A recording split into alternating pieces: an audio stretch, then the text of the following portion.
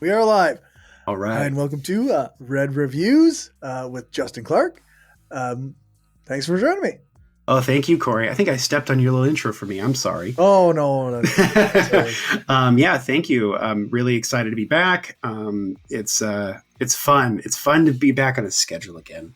I enjoy this very much. Before we were sort of talking, we were talking a little bit about you'd done a really great live stream with one of our mutual friends, Damien Riajo, and talking about presuppositionalists and stuff like that. And, I would love to do maybe maybe something in the future, like a stream about explicitly talking a little bit more about atheism or skepticism and stuff. Cause I think that would be fun, or especially with Damien, he's always a fun person to talk to as well, because I think I've been sort of trying to find a way to incorporate more skepticism into the leftism stuff, because I've been really focusing on the leftism for a couple of years now. Mm-hmm. So it'd be great to get some more science-based stuff coming on. Yeah, for sure. There's a book I've read recently that maybe we can work into the rotation. It's a book called Respectful Atheism. By Thomas Sheridan. Maybe we can kind of integrate that one in, because I think that would be good. That sounds good to me. And we're going to be doing Thomas Hagelin's book. We're going to, I think, end the year with Thomas Hagelin's book, This Life, which is all about humanism and socialism. Cool. That's a really exciting book. So that'll be fun. But tonight we're talking about capitalism and the internet. The means by which we do this for all of you lovely people. Tonight we're going to be talking about Ben Tarnoff's excellent new book that was published by Verso last year called Internet for the People. And cool. I love this book. I enjoyed it thoroughly. It's totally a classic Verso Books publication, where it's about 200 pages. It's incredibly easy to read, and you learn so much from it in a very small package. So, but Ben Tarnoff is a writer for Jacobin. He's also one of the founders of Logic Magazine, which sort of has the intersection of sort of left politics and technology. And his book does a really great job of explaining sort of how did we get into the mess that we're in with the internet, and how do we get out of it? Mm-hmm. Because I think especially over the last few years, I feel like, because I remember this. I mean, you and I were sort of mildly online people even a decade ago, or know. And I remember sort of the early 2010s, mid 2010s, where people sort of had this sort of utopianism about how they felt about Silicon Valley and the internet. It was the peak of what they called Web 2.0. Right. And there was so much, especially from the political class, especially the Obama administration, there was this sort of feeling that these companies are going to do really great things, and they're going to change the world, and they're going to improve our lives, right? Yeah. And we cut to now in 2023, where that whole consensus, I think, is completely blown apart. It turns out the internet was actually a bad idea. Right. And Ben Tarnoff talks about this in the book. He calls it the techlash, where he's sort of outlining how there were just a sequence of events that's happened over the last 5 to 10 years that have sort of completely crumbled that idea. Yeah. Very much like the destruction of Web 0.0 with the .com boom of the early 2000s, which we'll get into as well. So he does a really great job in this book of sort of combining the historical components of it, the political components of it, and then the technological components, and kind of explains it. And let's kind of start with where the internet comes from. And the internet, as with many technologies, was something that was developed out of the U.S. military. Yeah. It wasn't something that the free market or capitalism actually invented. Right. So the internet was originally called DARPANET, and it was DARPA, which is the Advanced Research Projects Division of the U.S. Department of Defense. And they developed it as a way for departments within the military to talk to one another. And for a very, very long time, it was publicly owned and publicly controlled. And its only goal was largely for military use. And this is starting in the 1970s, 80s is kind of when they're developing this. By the time that you get into the 1980s, it starts to become not privatized, but it then expands and becomes more available for civilian use. And this is where you get what's called NSFNet. NSFNet was the National Science Foundation here in the United States. Right. That's the shared research around from different universities. Yep. And absolutely. Yep. And then of course that then evolves into, because we sort of just call everything the internet, but the internet is like the backbone, and then it's the hardware, and then the software that sits up top is the World Wide Web and the hypertext protocols. But nobody calls it the World Wide Web anymore. Nobody calls it the web anymore, right? Or if we do, we sort of refer to it as like Web something, or Web 2.0 or something, or Web 3.0. And so the World Wide Web was developed by a group of researchers. The lead person was, of course, Tim Berners-Lee.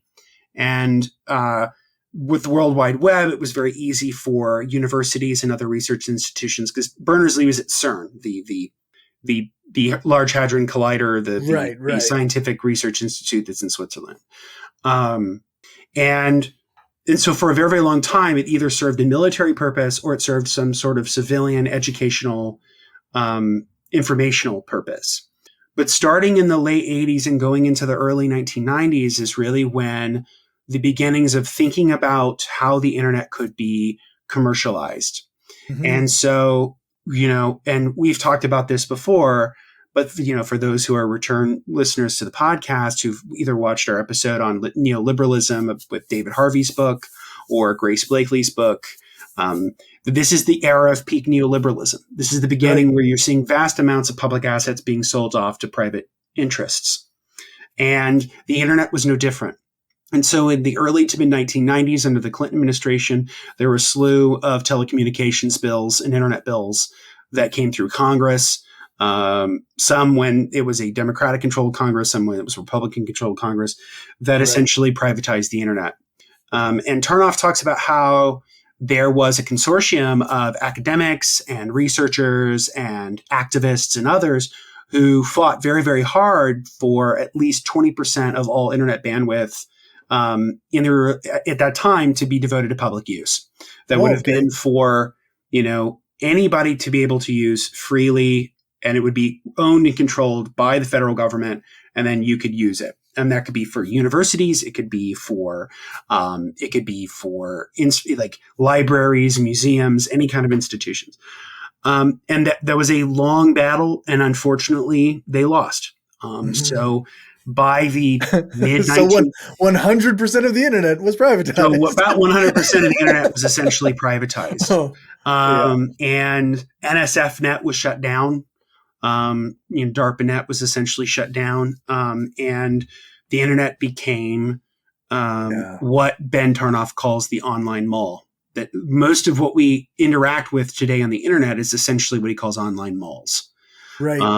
And in the early 1990s, there was this sort of techno-libertarian utopianism that existed.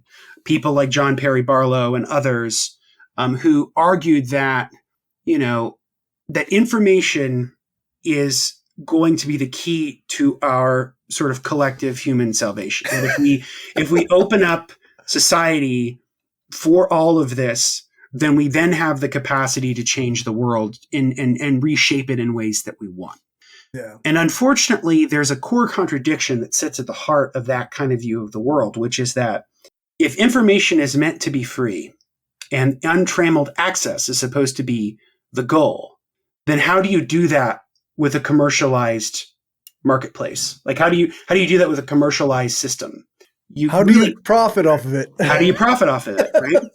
Or at the very least, how do you provide access without charging people for it? And the answer is you don't, because you have to charge them for it. Yeah. And so, by the early to mid 1990s, and especially at the beginnings of what would become the dot-com boom, this is 97, 98, 99, 2000, when I was in elementary school. And I was, in 97, I was 20 years old. I didn't realize that I'm that much younger than you. You look much younger than you. So also, I have a zest for life. So you do. There you go, man. You do. You have a great zest for life. I was in 1997. I was in second or third grade. Second grade, first or second grade, something along those lines. Bowl haircuts and a lot of denim, as the 90s was. Nice. But anyway, so you have what's called Web 1.0, which is the beginnings of what would become the dot-com bubble. And so everybody gets into the internet space real fast and very and real hard.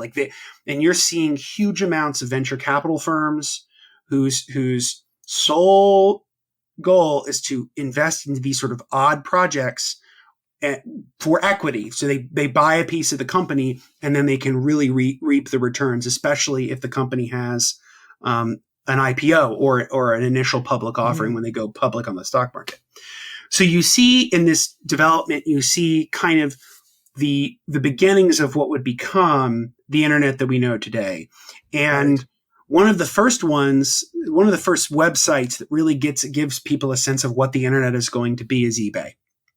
eBay was kind of the brainchild of Pierre Omidyar, who is a billionaire from his work with eBay and was one of the financiers of The Intercept, so the news publication.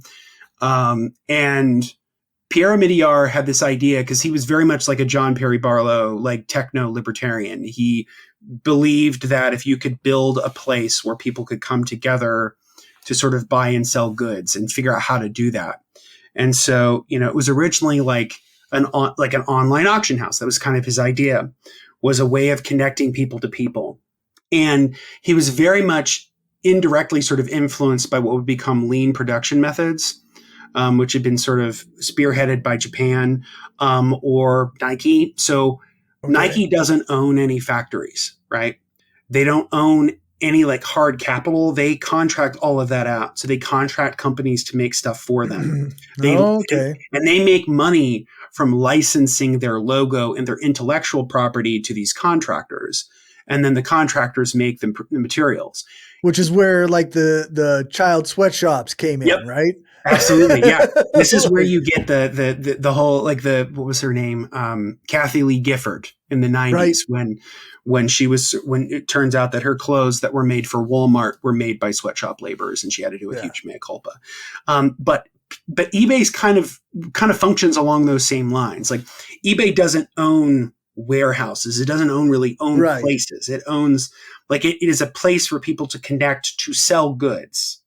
And so that's really their success. And so, Omidyar had, I think, quite honestly, very I think hopeful but naive intentions. His idea was to create this space where people could do commerce, because before that it was very, very hard to do commerce on the internet.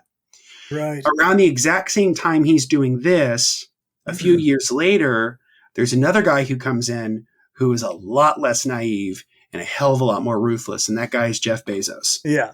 I was just thinking that. So Bezos is the complete opposite of Pierre Omidyar. He is a ruthless capitalist, doesn't have any kind of utopian visions, doesn't give a crap about any of it, and sets up what he argues and hopes for is the world's biggest bookstore. That's how Amazon started. It was a bookstore. Right.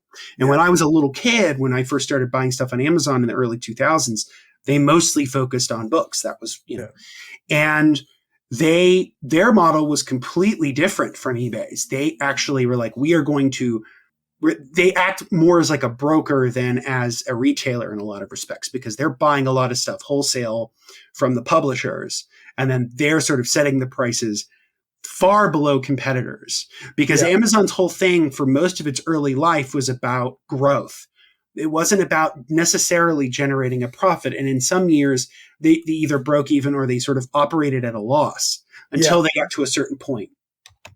And so at some point, Amazon becomes even more successful than eBay. But then in 2001, the whole thing crashes in on itself. And that's when you have the dot-com bust. There might be a lot of people watching this who may not have even been born yet, and that's no insult to you. I'm just saying, no, it's just a fact. I remember, as a 10, 11-year-old kid, I got my first computer when I was 5 years old in 1995. It was an Acer computer. I remember it had this sort of blue-gray color to it, and a Windows 95.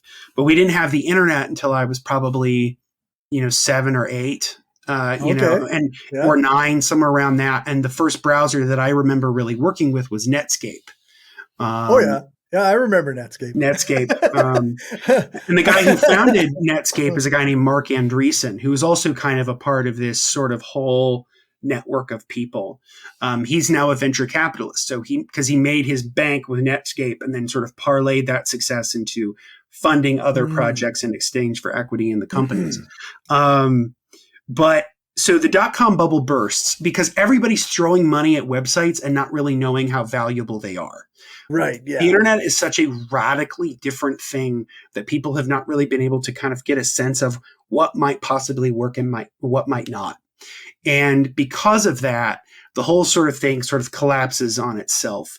And a lot of companies are hit very hard. But a lot of companies that were started in the 90s that survived the dot-com boom are the biggest companies around. So Google is an example of that. Yep. Amazon, eBay, those three are some of the early ones that are Facebook. They're sort of pre-Web 2.0, which we'll get into in a minute. Like, I guess technically Yahoo still exists. Yahoo's another one, yeah. Though their influence is like greatly diminished compared to what it was. They're just something that people don't tend to use. And the guys who started Google kind of had that same view that Pierre Omidyar had, that sort of techno-libertarian optimism. Their whole thing was, we want to build the best search engine possible. Right. But the problem with that is that it was deeply expensive to do that. So they had to figure out, well, how do we make this a viable business? And the way they do it with ads, right? And so they develop AdSense, and they get incredibly good at being able to basically track what users do. Because, for most tech savvy people, they kind of know this. But for those who don't, I mean, pretty much anytime you do anything on the internet, there's basically a trail that you leave behind everywhere you go. Yeah. That's what cookies are, IP logs, search logs, like that's all, and a good chunk of this under sort of American corporate law, a lot of it is kind of available for the picking. Yeah. Like you're deleting your browser history isn't enough. No, absolutely not. Or using private mode, because here's the thing, you can use private mode in a browser, but if you accept cookies, then you're still leaving a trail. Yeah, that's right. And even if you don't accept cookies, you're still leaving a trail because the internet is because it's a linkages of servers, right? It's all about the linkages of servers. Yeah. Because of that, you're going to leave sort of an online footprint no matter where you go. And so when they sort of set up Google, they have this idea in mind of we're going to sell people advertising directly. That's what we're going to do. And then they realized that that wasn't going to really work. So then they had to sort of reconfigure their business model to really hone in on the sort of surveillance aspects of the internet. So the term that is used a lot now, it was sort of made coined, I don't know if she coined it, but kind of made famous by a professor named Shoshana Zuboff, is called surveillance capitalism. Okay. And that's kind of the age that we have, the internet is predicated on an incredible amount of data being created every single day. There was a time when we were younger in the 90s where the number of websites was in the millions. Oh, yeah. Or the number of web searches on Google were in the millions. And people, and Google's now a verb, everybody kind of uses Google. But when I was a kid during the sort of Web 1.0 days, there were other internet browser or internet search engines. Yeah. There was Ask Jeeves. Oh, yeah. Which I used quite a bit as a kid. Now I think it's just called ask.com. But there were other ones that existed. So when the bubble burst in 2001, a lot of companies died with the sort of the internet bubble crash. The most, I think, notorious example is pets.com, which for those of you who don't know what I'm talking about, hopefully it's on YouTube, but if you type in pets.com commercials, you'll kind of figure it out. These commercials were ubiquitous when I was growing up. But basically it was a little sock puppet dog who was real manic and like quick, and he would talk to people in the streets, or he would talk to people in like mailman and blah blah blah, whatever. Like, do you know you can get your dog stuff on puppets.com? Because the idea of pets.com in and of itself is kind of brilliant, right? Like, you can get your pets, you can get your pet supplies, you can get your pet food all through online. You get it shipped to you. You don't have to worry about. It's like the niche store, right? That you can just buy shit. Yeah. Right. There actually is a successful version of pets.com today, and it's called Chewy. That does what pets.com was trying to do. The problem was that pets.com was really good at the marketing and the sort of solicitation of venture capital for it, but they were really terrible at actually doing the business. So in terms of like logistics and, making sure they have the right products and doing sort of arbitration with vendors, like they were terrible at that end. Mm. Amazon were masters at this.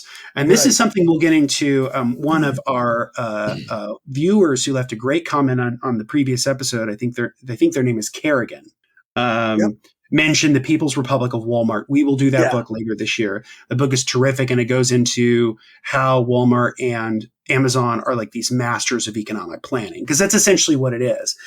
Amazon is not like this free market internally. It is an extremely complex, highly planned system. Yep. And what made them successful was their ability to do a certain level of logistics that almost nobody could. Paired with, eventually they realized that the new form of capital that is going to exist in the 21st century isn't just factories or whatever. It's going to be server space. Yeah. Like, servers are the capital of the 21st century. And Amazon knew that right away. And so early on, they actually set up shop, what would become AWS, or Amazon Web Services, which is their server arm or the cloud storage arm. Was originally set up in South Africa because the lead software developer on the team was South African. He wanted to go home. He didn't want to live in the US anymore. And Bezos and Amazon valued him so much that they said, fine, we will base you out of South Africa to keep you. And now AWS arguably is probably the biggest cash cow for Amazon. I mean, most of Netflix runs on AWS servers. Right. And they also have incredibly lucrative contracts with the Pentagon. So the defense industries are ripe for the picking in terms of the surveillance capitalism aspect. So that gets us to sort of talking about what happened with the internet. Was instead of this being a place that, as it was sort of originally conceived, as this information superhighway, that was the term that I heard a lot as a kid. Yeah. The information superhighway that would bring people together, and it would be this neutral place where people would be able to exchange ideas and create communities and to develop knowledge on a broader scale than humans had never really been able to do before. Yeah. But instead, we turned it into a giant fucking mall. And yep. Which is kind of depressing and frustrating, but also like, I'm not above this. Like, I just made a purchase tonight on Target.com. Like, I'm not, nobody's above this. No. And there's not necessarily wrong with with having, I guess, some forms of commerce on there or whatever. But the problem was that commerce superseded everything else. Yeah, that's right. And that's just the software and the sort of actual websites and companies. There's the other component, which is the telecommunications component, which is that the internet in the United States is largely controlled by a heavily centralized cartel of a very few companies. Yeah. Same thing in Canada. So I would imagine it is. I'd be curious to know, like, because here in the US, it's basically AT&T, Spectrum, Verizon, and Comcast. Those are kind of the big four. Okay. What are they in Canada? It's Bell, Rogers, and something else. Okay. There's only three, except for Saskatchewan, because we have our Crown Corporation. It's provincial. It's owned by the province, so that's SaskTel. Nice, and we'll get into that because Tarnoff talks about some of that here in the United States too. So a good example of that is Chattanooga, Tennessee. Chattanooga, Tennessee has one of the it's either Chattanooga or it's Nashville. It's one of those cities in Tennessee has publicly owned and controlled internet access. It's cheaper, it's better, and because it's not motivated on returning value to shareholders. So whatever profit that they gain from that system, they are obligated by law either to return back to customers or to put it back into the business. Yeah. And it's fiber optic. So it's like even better than most internet providers around the country. I mean, you know, it's weirdly enough, like the internet came from the United States, but we don't even have the fastest version of the internet. I think it's like either Singapore or South Korea has like the fastest internet in the world. Yeah. And a big part of that is because the telecoms knew early on, because essentially what happened with these privatization bills that went through Congress in the Clinton administration, what they did was essentially carve out all of this publicly developed internet infrastructure and just gave it to the telecoms and said, this belongs to you now. And what they did with it was essentially started to privatize it, put bottlenecks on it. And so you have a vast majority of Americans who either have internet access, but it's poor, or some don't even have internet access at all. And we saw this firsthand during the pandemic, where school children would literally, with their parents, would sit in parking lots of like McDonald's or Taco Bell to get free Wi-Fi so that they could do their schoolwork because their internet access was so poor at home. Yeah. And this is all by design, right? Because capitalism is predicated on artificial scarcity. Yeah. You know, we create so much, there's no need for any of it to be scarce, but it has to create these artificial scarcities in order to maintain profits. And so what he also talks about is there are places, I think it's like either like Wyoming or South Dakota, but there's one of the Western states where they just have, you know, fully public run internet cooperatives, very much like rural electrification cooperatives that were started in the 1930s during the New Deal. Nice. And so a lot of these internet cooperatives have fiber optic, cables and really fast speeds, really reliable service. When some people don't have any internet, like these people will have internet because their infrastructure is so good because they put all their money into it. Yeah. So that's one solution that Tarnoff has, which is that the real way to fix the internet is to deprivatize it. Yep. And you need to take it away from these massive telecom corporations. You need to take it away from the online malls and make it a public utility and a public good that is run in the public interest. We just had I think it might have been November, but just last year there was an outage of Rogers service, and it affected everyone in Canada because our debit cards, they all have an Interac. Interac is like the company that makes all the cards work throughout Canada. Okay. But their servers are in Toronto. And so that's all on Rogers. So all of Ontario, all of Toronto, like most of them, they don't have internet. Saskatchewan, we still have internet because we have SaskTel. We all have fiber optic cable. Well, we don't all have it, but like some of us have fiber optic cable, and our internet is very reliable. But we can't buy anything because all of the transactions, all of the banks are on Rogers in Toronto. Oh. So it shut down the whole country for like a whole day. I think I vaguely either remember you telling me about that, or I remember reading about that. It was like a terrible shit show. It was just a disaster. But again, it's like a perfect example of why this is always such a problem to have this held in public hands, because look at the way in which privately held corporations or corporations that have a public charter, say like electricity or internet providers, but that are essentially run by a corporate entity whose service is in maintaining profits and giving value to shareholders, that they're far more interested in making sure that money goes back to the shareholders rather than pumping that money back into the system to make it better. Yeah. Which public systems like the ones in, I think, South Dakota and the one that's in Tennessee, like there are places in the United States because this is the thing that's like crazy is people can say, oh, well, this will never happen. No one would ever do this. And it's like, actually, not only would people do this, it's already been done, and it's already been done very well. Yeah. This is the thing that's like when people always argue, just as a broader point about like, well, socialism doesn't work.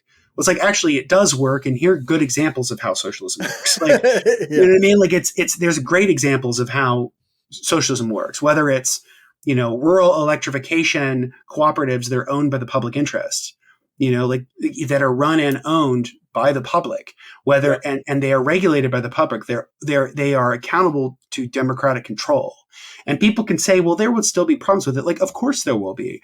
But the big difference is that you've eliminated the profit motive.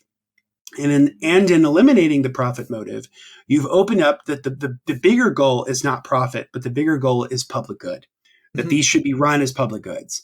And essentially that's what Tarnoff argues for, is whether it's sort of either very much in the rural electrification co-op mold, like we have rural internet cooperatives, or because they're like literally these rural internet cooperatives that exist out west in the United States have better internet than New York City, or better internet than Los Angeles, because they're not beholden to the telecoms. And because the government is they are the sort of the broker, they work with whatever telecom to buy the bandwidth that they need. They work with so they try to get a better price. It's very much how in the United States, the people who generally get better prescription prices are people on Medicare, because Medicare can arbitrate on their behalf.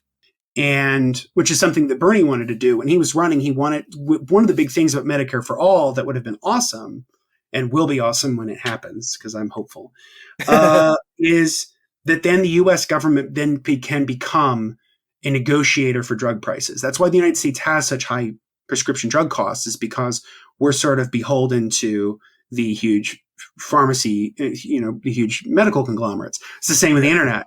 And so if you deprivatize the internet and you sort of, and the other thing that is important with deprivatizing the internet is you sort of end surveillance capitalism. You essentially make it illegal to do it. Because that's the problem with social media. I mean, there are numerous problems with social media. There have been people who've written very, very eloquently on this topic. I highly my favorite book on the topic of social media is probably Jaron Lanier's book. Okay. It's called 10 Arguments for Deleting Your Social Media Accounts Right Now. I think that's what the book is called. Jaron Lanier is amazing. He's this really interesting figure. He was involved in virtual reality, and he has these long dreads, and he does music, and he's kind of like this techno hippie, but he's not like a libertarian dipshit. He's actually pretty cool. Nice. But so obviously there's tons of problems with social media, right? There's the behavior modification problem. There's the advertising problem. There's the sort of surveillance capitalism problem. Mm-hmm. And the way that you get rid of this is by, first off, just asking the very basic question, do we even need it? That's kind of or at the very least, do we need it in the way that it is? And this is where I will also give some kudos to another really interesting author named Ian. I think his name is Ian Bogoff. He writes for The Atlantic, and he wrote this really great social media piece around the time that Musk bought Twitter. And he talks about how when social networking sites went from being social networking to social media, that was the problem. Social networking, the goal was back in the days of early days, MySpace. I had a MySpace account when I was in high school, or the early days of Facebook, or the early days of other websites like Friendster. Right. There was, what you would do is you would sort of connect with people on there in order to connect in real life. The goal was oh, hey man, what you doing tonight after school or whatever, you want to hang out? That was, or if you knew somebody from an hour. Keep in touch with people and whatnot. And it was a way for people to sort of interact and to build shared interests. And if they built online communities, they were predicated on sharing interests and building that sense of community. Yeah. But what social media did was, instead of it being about sort of the production of those connections, it became solely about consumption. Yeah. And so that's how we get the mindless scroll at 11:30 at night when you're supposed to be asleep and you're just scrolling through Instagram for no good reason. Not that I would know from experience, but it's even the smartest people are sort of susceptible to this. And so I think one of the ways in which we challenge social media is just to ask those very, very basic questions, which is, why does it have to be the way it is? And do we even need it? That's kind of the other thing too. And so, because, I guess I'll kick that back to you. I guess what concerns do you have about social media? What do you find to be like, I guess, in terms of like, as somebody who's interested in radical politics like I am, what about social media do you think we could change, or what might be viable for us? Oh geez, I don't even know. I do know that like the way that the algorithms seem to force feed us all hate and anger stuff, because that keeps us on the site, right? Right. So then that I think is a real problem, because then you get like the Facebook groups that are filled with TERFs, right? Yep. Or like you get even myself, I'm on Twitter, and like every fifth post is by some right-wing hack. And I'm like, okay, well now I got to respond to this. So then it feeds me more right-wing hacks, and like, Right. I'm glad you set this up perfectly, because this is something Tarnoff talks about in the book about social media, is that, these websites became essentially incubators for right-wing conspiratorial thinking because of the way it's set up. Like you said it brilliantly earlier, like it's the way that the algorithms are designed. They are designed to have a better response from you from something negative than from something positive. Yeah. And we've all been there, right? Like, like if you see something that just pisses you off and you have to respond to it, you have to say something about it, right? I used to do that a lot on Facebook. I'm not really on Facebook that much anymore, but earlier when I used to be, like, I would see something silly and I would respond to it with my own little post or whatever. Mm-hmm. And that's what it wants you to do, right? Yeah. People don't remember, like, people just think like the like feature is just something that's been in our lives since the dawn of time. Right. But people forget that like the like feature on Facebook was introduced in 2009. Right.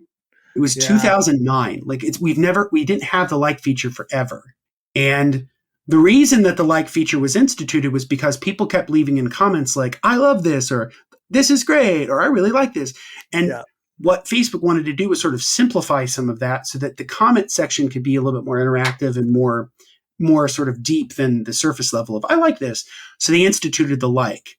Yeah. And then a few years after that, they did like the like, but then also like the heart and the this enrages me, like the angry one, and then the happy one, or the newer ones like giving you a hug, like all these things. And so because it's all about the word that is like the words that like the Silicon Valley uses to describe really kind of dystopian things is really scary. It's very Orwellian in that regard, where it's called engagement, right? All about engagement. And so how many likes can you get? How many comments can you get? And this and that and the other. And then all of these are called platforms. Like we call Facebook a platform, or we call Twitter a platform. Yeah. And Tarnoff talks about how like that's a really like it's really an incomplete way of describing what these things are. Yeah. Like if you call them a platform, that sort of implies a certain level of neutrality to it. And they're not neutral at all. No. Like they're deeply biased, they are deeply controlled, they are deeply nudged in certain directions based upon what your own behavior is. And it's no surprise that like a lot of people who worked on online gambling sites for like slot machines or online poker then developed the same kinds of tools for Facebook, for Twitter. Because I don't know if you remember like World of Warcraft. That was like a massively MMORPG or RPG or whatever the fucking nonsense. I had a friend in high school who played it a lot. Okay, yeah. I had multiple friends who played it a lot. And that was, I read a Cracked article one time. If anybody remembers Cracked. I sure do. It doesn't exist anymore, but or maybe it does, but not in the same way. Yeah. So it was, I don't remember who wrote the article, but it was written about the way in which these MMORPGs, they give you rewards, and they like, you'll do this thing and you'll get a random reward, and it'll incite you to keep going and doing this thing and doing that thing, and it'll keep you in the game. And I noticed when I was reading this article, because it was designed by gamblers and gambling experts and whatnot too, and there was a clear parallel with Facebook, even at the time, because that was, I think, 2010, 2011, somewhere in there. And I was like, this is because you get the likes, and you go, oh, well, now I'm going to post again. Oh, I get likes. I'm going to post again. Yep. And just you do that over and again. Or you comment something snarky and somebody likes it. Oh, well, now I got to keep going. So right. Very much the same mentality the whole time. Without a doubt. And I think like it's very cliche to say now, and I think everybody kind of accepts it, but you are not the customer with social media. You are the product. Yeah. But here's the thing that's interesting, and there have been studies on this now, and Tarnoff talks about them in his book, that the sort of return on investment in terms of advertising isn't actually very good. So it's not as good as people want it to be. And so then it sort of begs the question, then what is all this behavior modification for then? Like if it's not very good, then what are we getting out of it? Like if it doesn't really turn into something that people want. It's not even turning into profits for the companies who want customers. Exactly. And so then it sort of gets you to the broader question of like, why has Meta, which is the sort of the parent company of Facebook now, which you did the eye roll for me. Thank you. And it's like Google's the same way. Google's parent company is Alphabet. Yeah, well.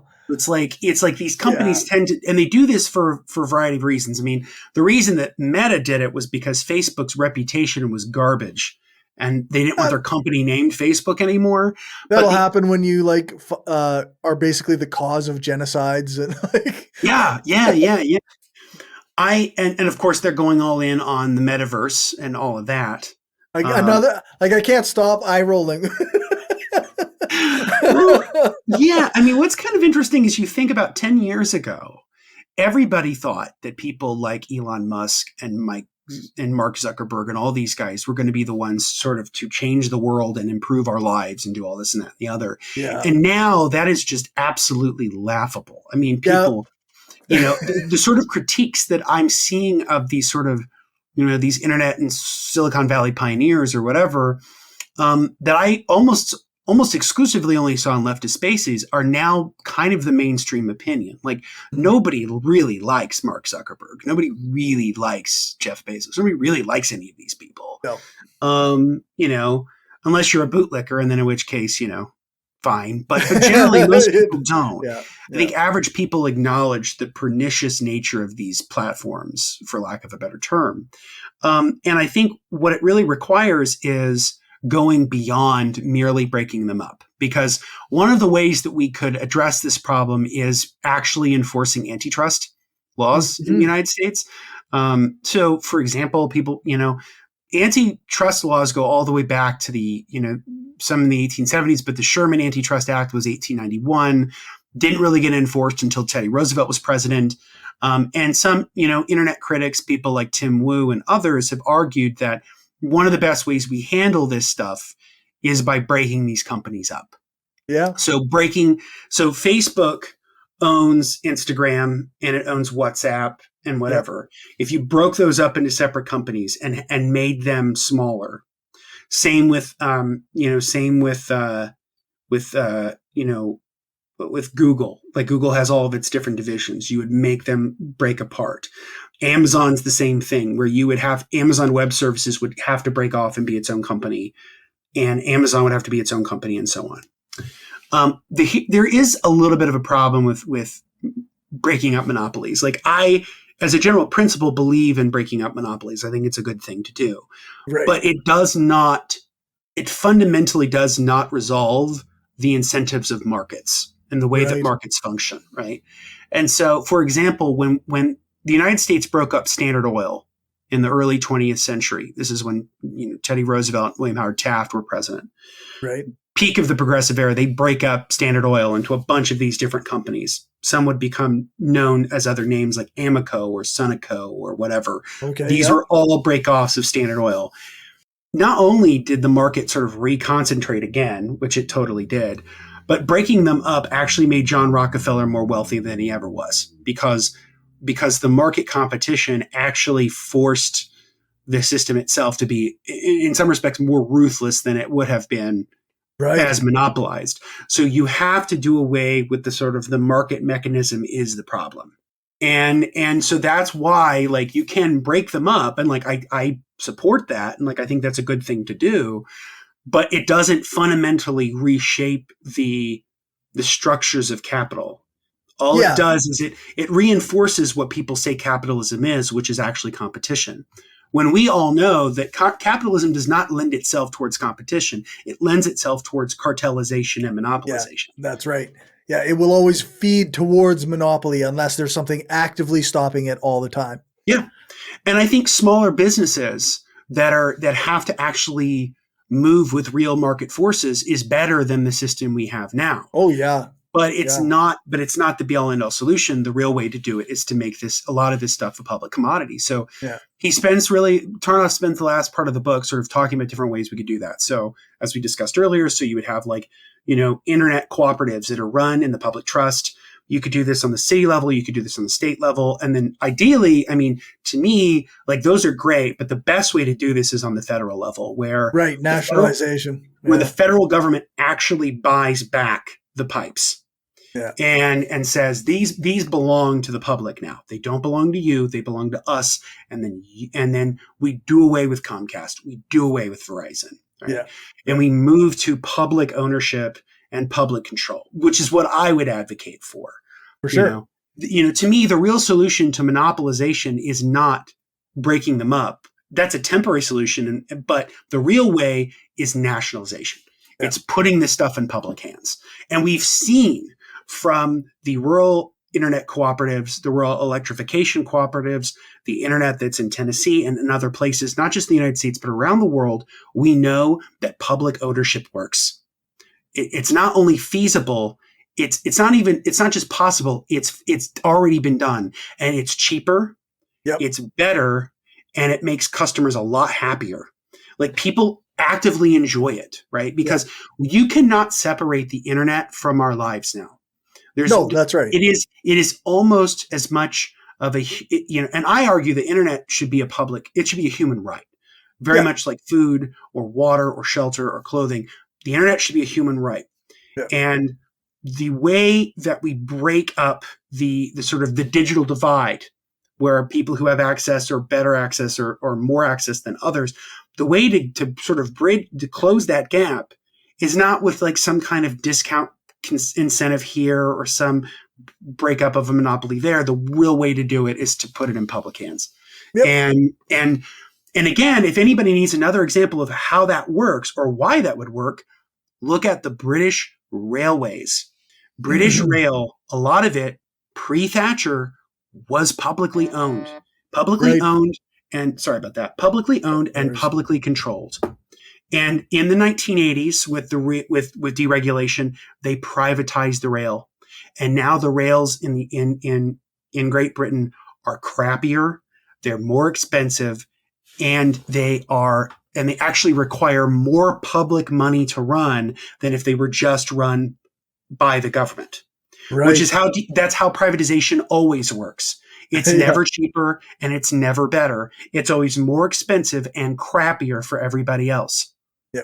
And so, I think and people can say, well, that's a really lofty goal of nationalization. I'm like, but I don't actually think it's that radical. I think if you think of a public utility like water or whatever, or electricity, it's these are run in the public benefit. They have price controls, they have very strict regulations. You can do the exact same thing with the internet. Yeah. Where it becomes a public good. There's no longer the incentive to have shareholders because there are no shareholders, or the shareholders are the public. Yeah. And the goal is whatever money that you gain in terms of profit from the service, you put back into the business or you return to the taxpayers, you return to the citizenry. Yep. So it's the same thing with healthcare. It's if you nationalize this stuff, made it a public good, it would be cheaper and better. Yep.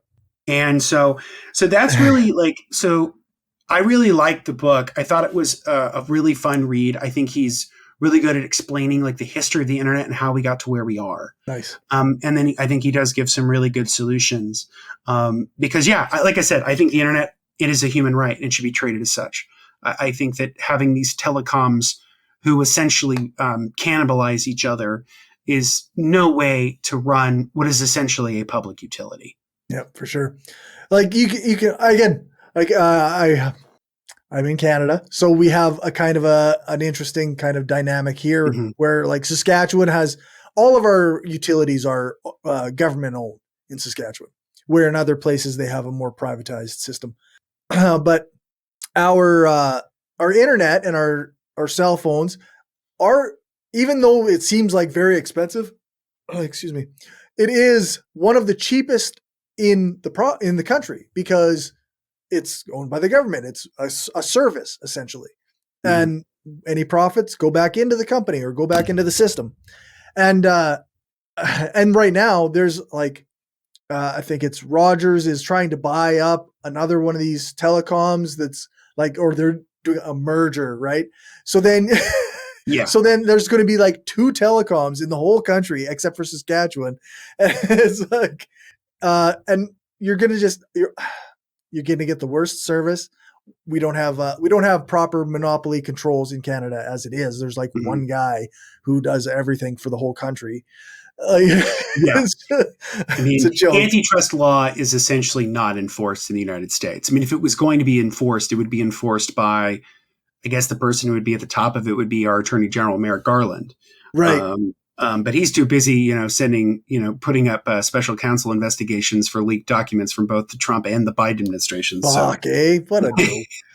What a joke. I mean, I want people to understand that like these are both bad. The Trump one is worse for a variety of reasons, but it's not good. But anyway, like the Justice Department could actively enforce antitrust law if it wanted to. And one thing that Tarnoff talks about in the book is that the Biden administration did appoint people within the Justice Department and within the FCC, the Federal Communications Commission, who actively are very interested in not just enforcing antitrust legislation, but are also interested in reinforcing net neutrality, which is something we didn't talk about too much in the episode, but is kind of important. Net neutrality is essentially the principle that there can't be like a high speed lane for the internet based on cost or whatever, that like everybody gets the same internet all of the time. Like it's a universal public good that's treated equally. And during the Obama administration, when Tom Wheeler, who was the FCC chairman, they passed net neutrality rules and it was fantastic. And then 2 years after that, and Tom Wheeler's like no like saint. I mean, he was a Comcast guy before he became right. But the person who replaced him was far worse. This asshole named Ajit Pai. And when this guy came in, they basically gutted net neutrality rules. Yeah. But the Biden administration is interesting in bringing them back, which I think is important. This is one instance we talk about, like, are the parties really different? In a lot of ways, they're not. But in this particular thing, Democrats are a little better on this, like in terms of actually interested in maintaining some level of antitrust or net neutrality. But they're doing it in service of capitalism. Like that's the thing that's like really crazy is that like the policies that the Democrats often argue for in terms of the bare minimum, right? Like we're not even talking about nationalization. We're just talking about like breaking up monopolies in terms of the tech giants and then enforcing net neutrality. Like that's good for capitalism. Like you're going to have, it's a lot easier. The barriers to entry are much lower and like a market could be far more dynamic with that kind of system rather than the other sort of winner take all kind of crap system that the Trump administration set up. So it's not like they're somehow like they're socialists because they're implementing these rules. If anything, they're trying to make capitalism work better. Yeah, you know? which actually is like the center, the liberal type idea. That's we can make capitalism good, right? Like that's their whole project. We can sort of soften the edges a bit, which I, again, like in terms of harm reduction, I'm in favor of, right? It's a matter of policy. It's not the end goal. It's not what I actually want, but it's what I want, but it's like, but it's important to sort of say like, this is objectively a decent thing. It's kind of like, the Biden administration has been better on National Labor Relations Board appointments. That's why the waves of unionization that you've seen in the United States, whether now it's like 200 plus Starbucks stores, we finally have a couple Amazon places. It's because the NLRB, which is the government body which sort of officiates and officially allows unions to sort of form, that was set up in the 1940s with what was called the National Labor Relations Act or the Wagner Act. The Biden administration just objectively has put better people in the NLRB than Trump did. Right. And like, that's a good thing. Like, you know, if you're one of those people out there who sort of reluctantly pulled the lever for Biden in the 2020 election, as I did, that's one thing you can feel good about. Most of it you can't, but that's one specific thing you can. There's lots that you can't, but there's lots you can't. But there's one specific thing where you can. Yeah. But I think like what I would love to see, like in terms of the future of the internet, is I would love to see obviously nationalization of internet service providers, but also I would actually like to see the sort of the nationalization of platforms. So like I can see a version of Facebook that is owned as a public utility. Yeah. It gets rid of a lot of its perverse incentives. Same with Twitter. I think Twitter is for me, if there was any social media platform that is ripe for being owned by the public and being a nationalized platform, it is Twitter. And I mean, it can't be run any worse by the public than it is by Musk. No shit. I overheard somebody saying this the other day, and I think it's absolutely true, that Elon Musk is the Trump of Gen X. Oh yeah. Yeah. I think it's a really good way of putting it. Like Trump was one of those guys who, like, the only difference is that I think on some level that Musk is still a little bit of a better businessman than Trump is, but we'll see how long that lasts. Yeah, he's doing a really good job of destroying what businesses he's got right now. I mean, what's crazy too, and people realize, because when they say like Elon Musk bought Twitter, like that's true, but it was a consortium of people, including people from, I think, like Saudi Arabia. Yeah, like he owes a lot of money to the Saudi Arabian. So it's like it's so the bigger issue is that, like, what will Musk do with Twitter? I mean, I think in general, I don't know. I don't know if the dude has buyer's remorse, but it's like when you want something so bad and then you finally get it and it's not what you wanted. It's like, you get the wish, but then the wish comes with consequences. It's called like the monkey's paw. Yeah, that's right. My wife taught me about the concept of the monkey's paw. I didn't know about this when I was younger, but she's like, yeah, it's like a monkey's paw thing. Where every wish is cursed. Every wish is cursed. And I think what we've seen with Musk is especially that why it's very pernicious to have these platforms, which are essentially public squares. Twitter is essentially a public square, having them owned by either a consortium of shareholders, in the case of what Twitter was before Musk bought it. Or what's even worse, I mean, Twitter was bad before Musk bought it, and it's even worse now. Yeah. And because it's really bad to have one sort of petulant man baby who owns this entire enterprise. Just deciding what to do on a whim every day. Yeah, and it's like he was like, well, I'm committed to free speech or whatever, and I will never ban the Elon Jet account, and then proceeds to ban the Elon Jet account. And claiming every journalist who retweeted it, like... Well, yeah, because not only every journalist who retweeted it, but every person who like retweeted retweets. Yeah. So like if you retweeted a journalist that he had blocked, he blocked you too, or he banned you too. That's what happened to Keith Olbermann.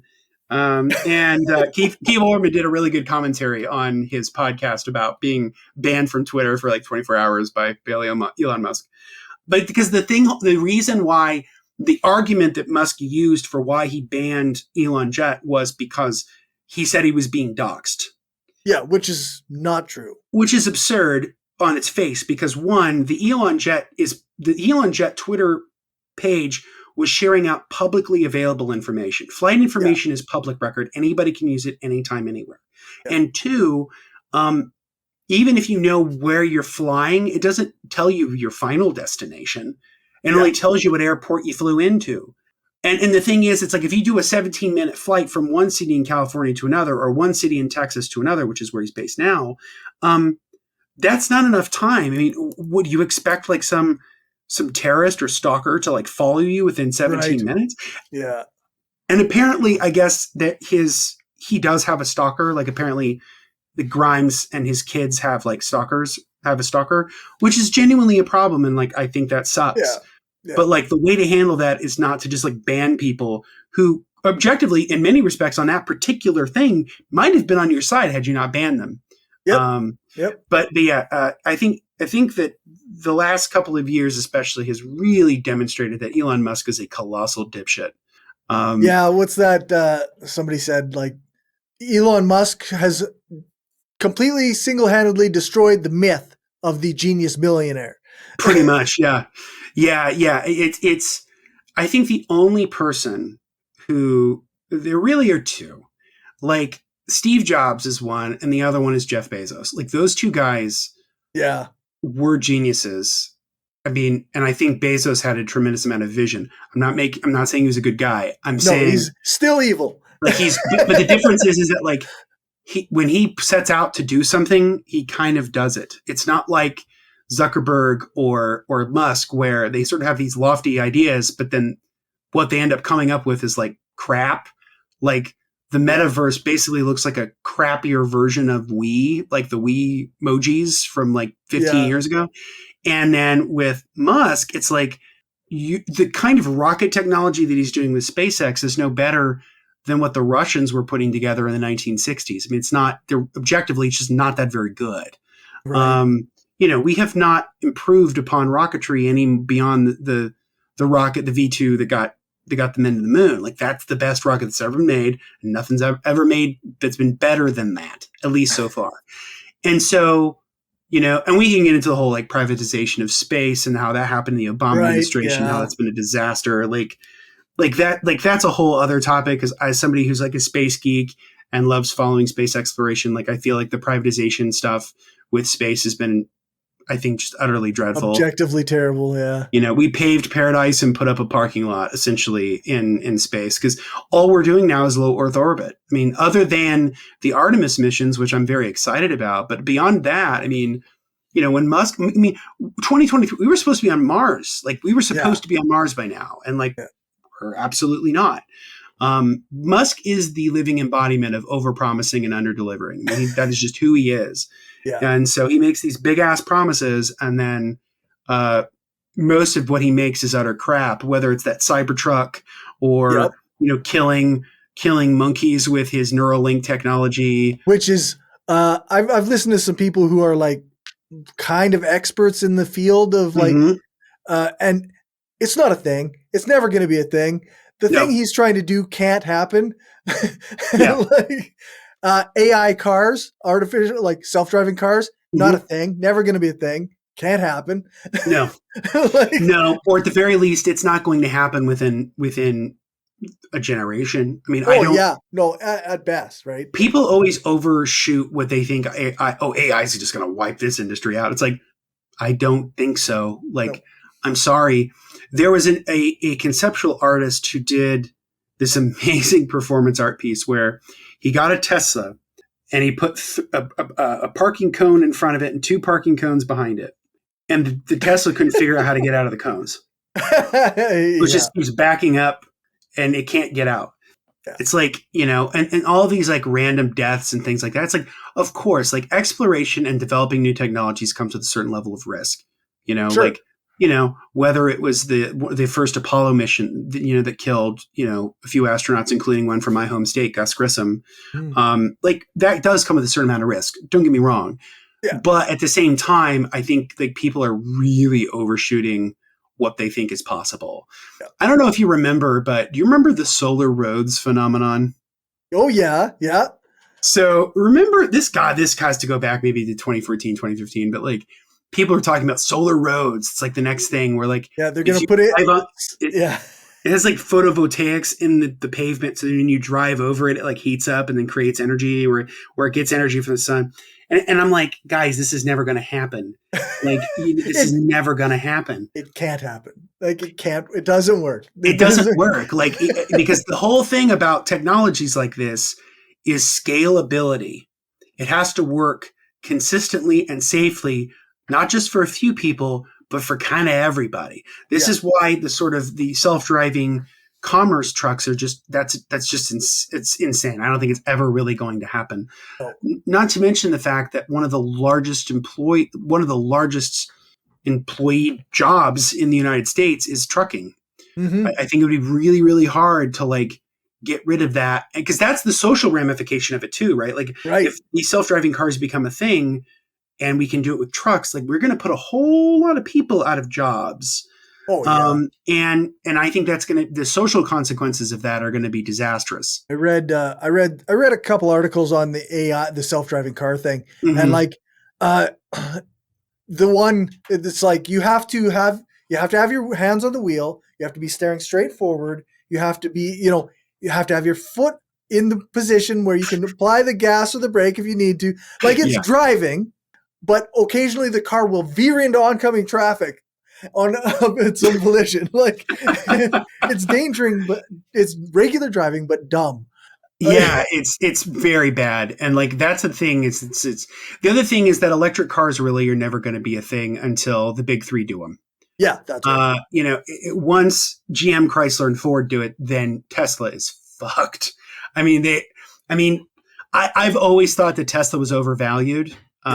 Because why is it that a company that maybe accounts for maybe less than 1 or 2% of the entire automobile fleet in the United States, why is it valued higher than GM, Ford, and Chrysler? Right. Sometimes, and at some point combined, like that's absurd. And so weirdly enough, like I think that people have seen Musk's behavior and recognize that, hey, maybe this Tesla company isn't going to be worthwhile. And like I said, once like electric cars will become a thing when they become cheap and everybody can have them. Yeah. Right now they're essentially a luxury product. And what's really sad is that General Motors had an electric car 25 years ago. Yeah. It was called the EV1. And you can actually see it. If you go to the Smithsonian in Washington, D.C., you can actually see it. Yeah. It's kind of beautiful. It's kind of sleek. It definitely looks futuristic. But also it's very 90s because everything's really curved and everything. Of course, yeah. I remember watching a documentary. I mean, it's a year, like it's way back in like early 20 to the aughts. Mm-hmm. And it was called Who Killed the Electric Car? Mm-hmm. And it was kind of, I mean, it had its flaws. There was some fact checking that needed to be redone, but it was definitely an interesting story about how the electric car kind of just went away. Pretty much, yeah. And I think they talk about the EV1 in that documentary. Yeah. It's very much like I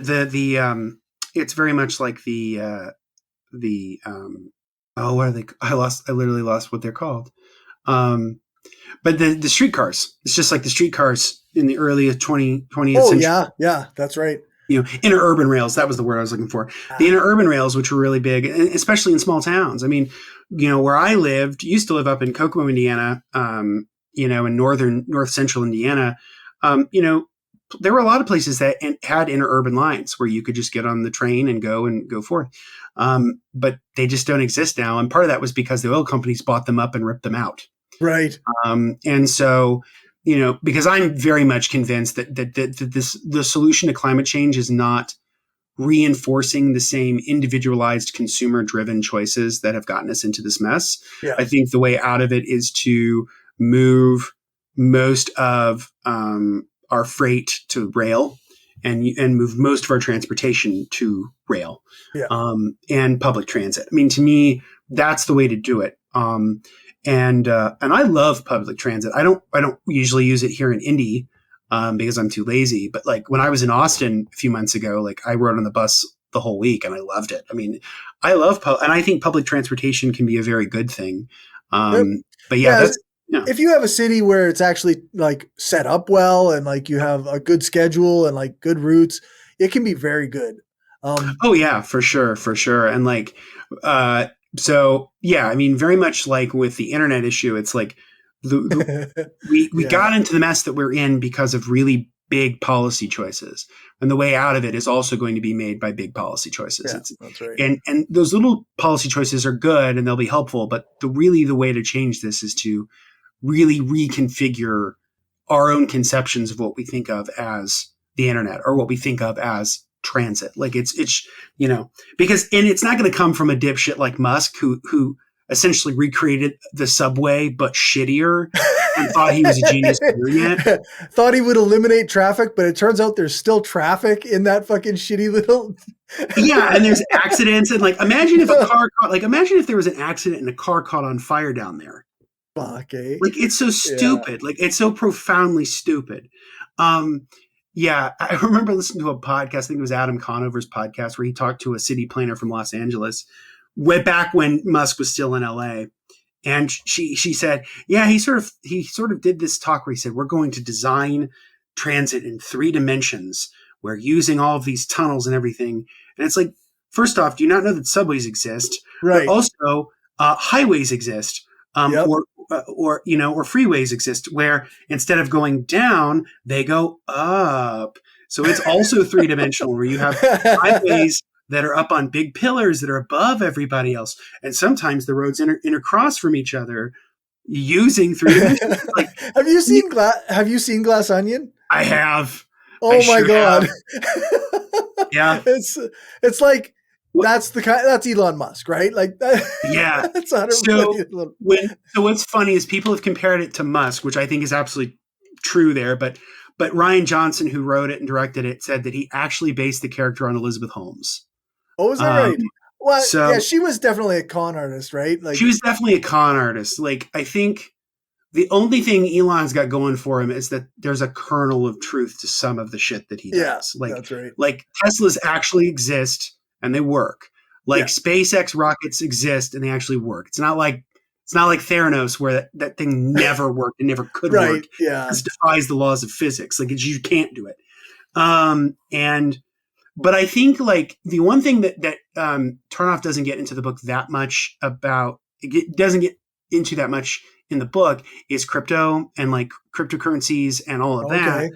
I still feel like we need somebody to write that book, like the sort of the left-wing critique of crypto, and somebody probably has, but we just haven't come across it yet. But like, because like Sam Bankman-Fried, the guy who ran FTX, like it's the same situation where there was this young guy and everybody put their hopes in him because they sort of said, well, look at this young upstart. And all of the same people who fell for Holmes fell for him. Like Forbes fell for him. Bill Clinton fell for him. I mean, mind you, Bill Clinton sort of cultivating con artists is like moths to a flame. It's just like, that man, he's like a con artist magnet. Yeah. Because he's a scam artist himself. But very much. But with Fried, it was this thing where the way he did it, it's the classic scam where, and there are other people who've done this. I love learning about white collar crime. One of my favorite shows is American Greed. And what he was doing is a classic scam, which is I show myself off as I'm like this wealthy philanthropist. So I make so much money that I'm going to put my money back into these causes. And it's going to give me it's going to sort of whitewash me and make me look better, when in reality, I'm just running a massive fucking scam, which is exactly what it was. And the thing is that there were so many members of the political establishment, especially liberals and people of the Democratic Party, who took money from him, who did events with him. Like I know Bill Clinton did. And like, I know that like, what's her name? She ran for president for like a hot minute. What's her name? But she's the senator from New York, Kristen Gillibrand. Okay. She was very bullish on FTX and crypto. Yeah. I just think crypto is colossally stupid. And it just seems to me like it's a total scam and just nonsense. I interviewed a guy when, what was he? 2000, I want to say 2017, 2018 about crypto. And, it seemed like a scam to me then. And Bitcoin was just on the way up. So everybody I talked to was like, oh no, look at it. It's on the way up. Look at this. I'm like, this is going to fucking crash. Like, this is garbage, right? Like, I remember now, this might've been 2018 or 2019 that, Seth Andrews, the Thinking Atheist, he did a podcast with Phil Ferguson. Yeah. And Phil Ferguson, the money guy, financial planner, who's big in the secular movement too. And they did a whole episode on what the hell is crypto? What is Bitcoin? What is this? Right. Yeah. That episode is incredible. It's like a really great primer, on exactly what the hell this stuff is. Phil Ferguson does a really great job of explaining it to you. And he essentially comes to the same conclusion that I do, which is that this is just a massive fucking scam. Like, we're recreating the US, we're recreating money, but shittier. This is the thing. That's right. Like, what is with these Silicon Valley people? It's always, we're going to recreate this, but we're going to make it crappier. We're going to take the thing that already exists and make a worse version of it. It's like, this is the thing. People always say like, well, capitalism breeds innovation. It's like, my ass. Like, I don't if you really look at it, like, innovating in what? Like making ketchup that's purple? Like what? Right. Like what is truly innovative? Because the thing about what a lot of these guys do is it's like, you're trying to solve a problem that does not exist. It just doesn't. And so it was always insane to me. It's like the metaverse is never going to catch on. No. I'm sorry. It's going to crash and burn hard. You don't need it. And do you know why we don't need it? Because we have platforms like this where you and I can talk to each other. I have a mic, I have a camera. I don't have to have like some stupid like avatar of myself. Yeah. We can just do this. Like, that's the part of it that always seemed weird to me, is like, you're creating something to solve a problem that really isn't there. Like, no one needs it. But I watched a really interesting video about this, and the person speculates that one of the big reasons why like Mark Zuckerberg is so bullish on this is because if you really think about the way that Meta is set up and its major platforms, WhatsApp, Instagram, and Facebook, all three of those are softwares that are in platforms that are absolutely at the whim of whatever hardware they're on. So if the App Store for Apple iPhones one day said, you know what, we don't want to put WhatsApp on here anymore, we're creating our own version of it, WhatsApp's going away. Yeah. And it can go away like that. Yeah. And Meta has no say in any of that. Yeah. That's why they're so bullish on Meta, because it's hardware. They're building their own software that they control, and they're building their own hardware that they control. Like the Oculus thing you have to wear, all of the hardware that you have to have for it is owned by Meta. Yeah. And it's not controlled by any other entity. So they have a lot more control over it. And that's why he's staking everything on it. The other thing too is the big update that happened in the United States with iPhones, which is the Ask app not to track. So if you have an iPhone, this is part of the reason why Meta's stock price has also collapsed over the last year or two, is that Apple introduced this new setting where basically if you have Facebook or you have Instagram or you have Twitter, would you like this app to track you? And it gives you the choice of yes or Ask app not to track. And most people who have iPhones chose the Ask app not to track. Interesting. And because of that, all of those little crumbs that you leave behind, those are getting sucked up by Apple's Hoover, and Facebook doesn't get any of them. So all this data that they thought that they had for so many years is gone. Awesome. Good. So because they don't have it, their viability as a product kind of fell through the floor. This is also a big reason why he's going so hard with Meta, is because he knows that the business model of Facebook and Instagram is collapsing around him. It's like you can't, like, it's unsustainable. And so, he has to do that. So that's a big reason for the metaverse too. But it's like, no one needs it. Like we have this, like, what solution does it solve that Zoom doesn't? Like, exactly. Or Zoom doesn't, or StreamYard doesn't, or whatever. Like, it solves no problem.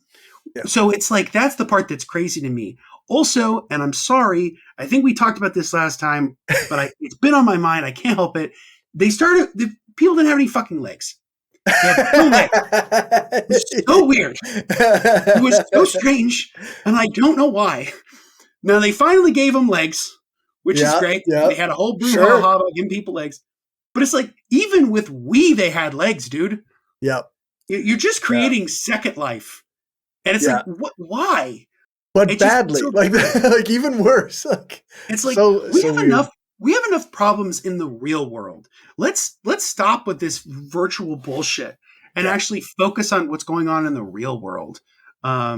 It's also, he definitely, like, I'm not much for conspiracy theories, and David Icke is absolutely a hack piece of shit. But one thing I will say is that that there is a very remote possibility that Zuckerberg himself might be one of those reptilian entities. He definitely looks like a lizard person. Everybody says he's an android, but I don't buy that one for a minute. He's not Data. Like Data actually has, contrary to what Data might think of himself, Data actually had emotions. Yeah. He just experienced them differently than we do as humans. No, he's not. Like, when people compare Zuckerberg to Data, that's an insult to Data, because Data had more emotions than Zuckerberg does. Yeah, for sure. But yeah, it's so weird. Like, it's, one of my favorite inside jokes with my wife and I, with Kaylee and I, is we sometimes we'll look at each other and we go, "What are you doing this weekend? Smoking meats, I hope." And it's like a reference to to his live stream he did where he was talking about smoking meats and using Sweet Baby Ray's barbecue sauce and this and that and the other.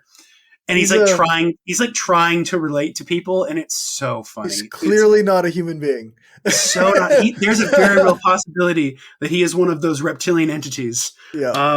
But anyway, I mean, it's and then obviously the picture of him boogie boarding where he put on enough sunscreen to look like he was a mime. That was also very funny. But it's crazy. But so like, I think what's there, and there's a slew of really interesting books, in sort of in the vein of Ben Tarnoff's book. So I think there's called like, I forget what it's called, like The End of Silicon Valley or something like that. And that's a really good book. Or I think there's another one called Bit Tyrants, by Rob Larson. I think that's his name. It's another good critique.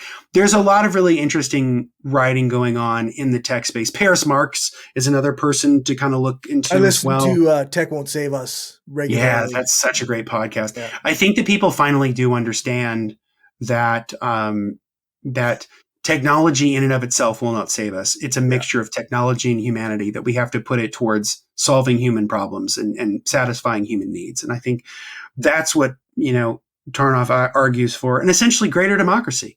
That the way the internet is set up today is very much like the modern workplace, right? It's deeply undemocratic. Yeah. And so by making it something that's owned by the public and controlled by the public, it's ultimately more free for the public. So I think that his book is great. I think that ragging on Silicon Valley douchebags is fun. Yep. And I could do it for hours. Yeah. But no. So I guess people should check it out. Internet for the People. It's available in, I think, audiobook too. Awesome. So you can check that out as well.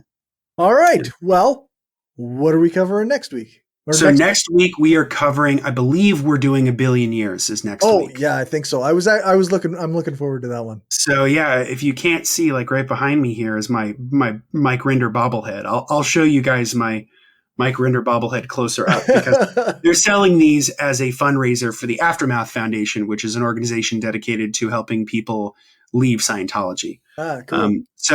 So we're going to be covering Mike Rinder's book, 1 Billion Years, which is his story of being one of the highest leaders of the Church of Scientology and escaping and becoming one of its highest, sort of its most high-level critics and whistleblowers. Cool. It's a really excellent book filled with a tremendous amount of like things that will both enrage you and make you sad. Some humor, some things are objectively funny. Like the leader of Scientology, David Miscavige, is an extremely short man. He's like 5'1".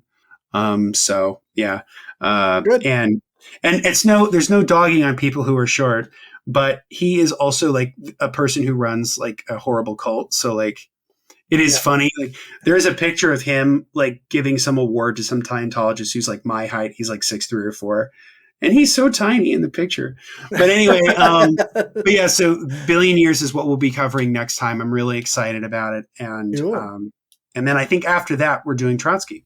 Nice. We're doing Permanent Revolution after that. So nice. So I'm excited about that. All right. And where can people find your stuff?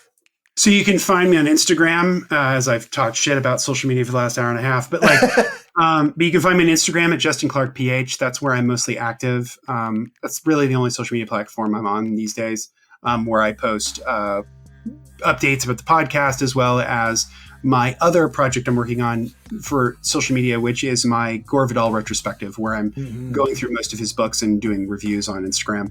And we'll be covering a Gore Vidal book later in the year. Very cool. And then you can also find me on my website, justinclark.org. I do have an article coming out in the Truth Seeker for the January issue, and it is a review of Mike Rinder's book.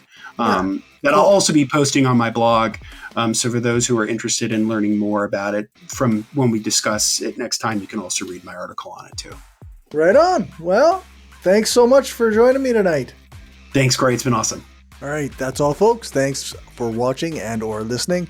Remember to share this show with your friends and on the social media site that you use the most. Thank you to everyone who supports this show on Patreon. I really appreciate it, and it helps me spend more time on this and my other project. If you want to contribute to all of that, then you can do that at patreon.com/skepticalleftist, or you can buy me a coffee at buymeacoffee.com/skepticallefty. If you can't contribute financially, then a 5-star rating and a review on the podcast app of your choice would be great. If you want to find out more from me, then make sure to check out the show notes for links to all of my stuff, and check out my website, skepticalleftist.com. There you can check out my other show, From Many People's Strength, which is a podcast about Saskatchewan politics, the videos I do with my friend Damien Marie at Hope, and all my old content from the Brainstorm podcast. You can also find links to my Discord, Reddit, and Twitch. You can contact me through my website or by emailing mindofaskepticalleftist@gmail.com. My Twitter is @skepticallefty, and my Facebook page is The Mind of a Skeptical Leftist. Thanks so much for listening and or watching. And make sure to leave a comment on the video or on my website. Go join a local org or print off some posters and pamphlets and spread some propaganda.